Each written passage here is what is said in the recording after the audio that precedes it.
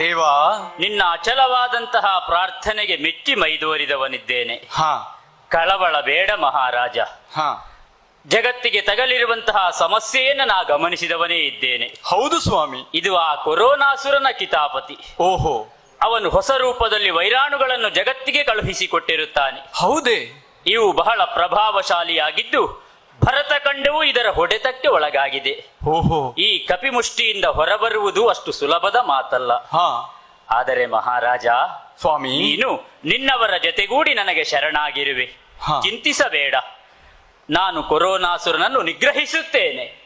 ಹೇ ಧನ್ವಂತರಿ ದೇವ, ಸಕಲ ರೋಗಗಳನ್ನು ಗುಣಪಡಿಸುವ ದೇವದೇವನು ನೀನು. ನಿನ್ನ ಅಭಯದ ಮಾತುಗಳಿಂದ ಸಂತೃಪ್ತನಾಗಿದ್ದೇನೆ. ಧನ್ಯನಾದೆ ಪ್ರಭೋ, ಧನ್ಯನಾದೆ, ಧನ್ಯನಾದೆ. ಮಹಾರಾಜ ಸ್ವಾಮಿ, ಇದು ನಿನ್ನ ಕರ್ತವ್ಯವೂ ಹೌದು.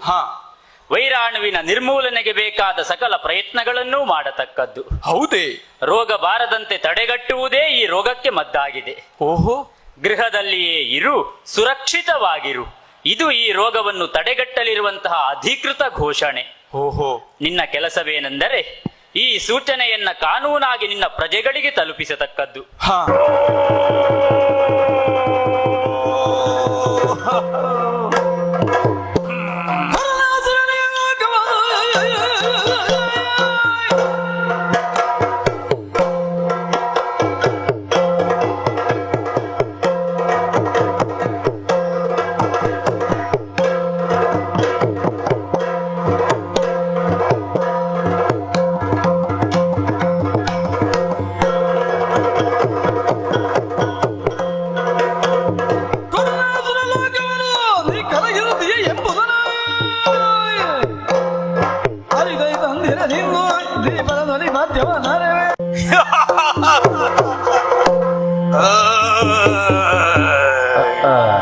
ಕೊರೋನಾಸುರ, ನಾನೇ ಕೊರೋನಾಸುರ, ವಿಶ್ವವಿಜೇತ ಕೊರೋನಾಸುರ, ಕೋವಿಡ್ ರಾಜವಂಶದ 19ನೆಯ ಅರಸನಿದ್ದೇನೆ.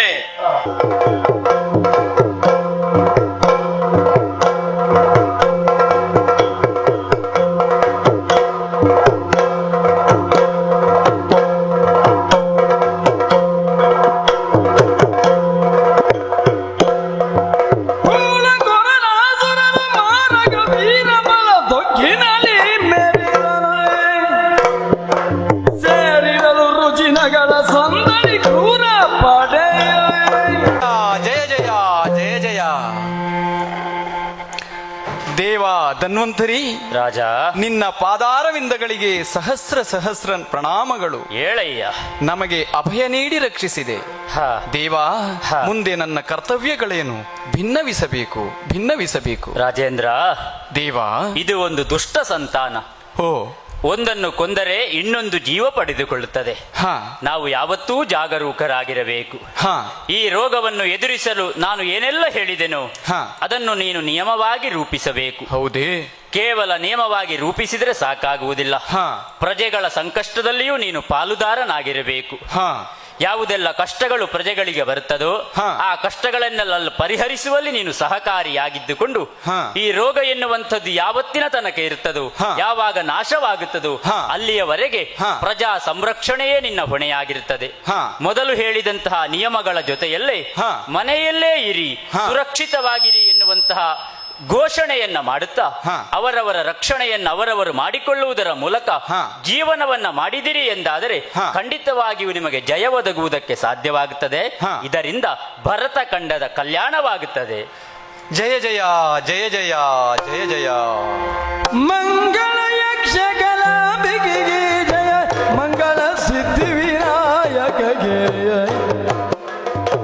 ಆರತಿ ಎತ್ತಿರೆ ಗೋಪಾಲ ಕೃಷ್ಣಗೆ, ಮಂಗಳ ದೇಶೋದ್ಧಾರಕೈ ಮಂಗಳ ದೇಶ